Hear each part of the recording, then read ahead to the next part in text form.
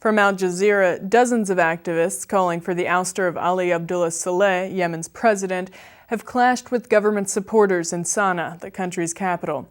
Plainclothes police also attacked the demonstrators who marched to the Egyptian embassy in Sanaa this past week, chanting "Ali, leave, leave," and "Tunisia left, Egypt after it, and Yemen in the coming future."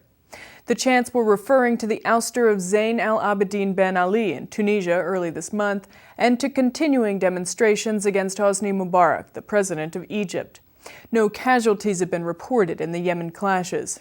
Tawakkul Karman, a female activist who has led several protests in Sanaa during the past week, said that a member of the security forces in civilian clothes tried to attack her with a dagger and a shoe, but was stopped by other protesters.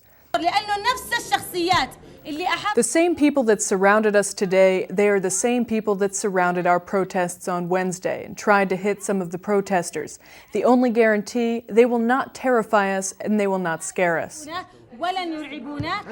Carmen was granted parole early last week after being held over her role in earlier protests calling for political change in Yemen. Yemen, one of the poorest countries in the Arab world, faces a separatist movement in the south and a sporadic rebellion by Zaidi Shia rebels in the north. Protests have been taking place on a nearly daily basis in Sanaa since mid-January, calling for an end to Saleh's rule, which was begun in 1978. Saleh was re-elected in September of 2006 for a 7-year mandate, and a draft amendment of the Constitution, under discussion in Parliament despite opposition protests, could allow him, if passed, to remain in office for life. The reforms on the table included a shift from a presidential regime to a proportional representation parliamentary system and further decentralization of government, measures that have not been implemented.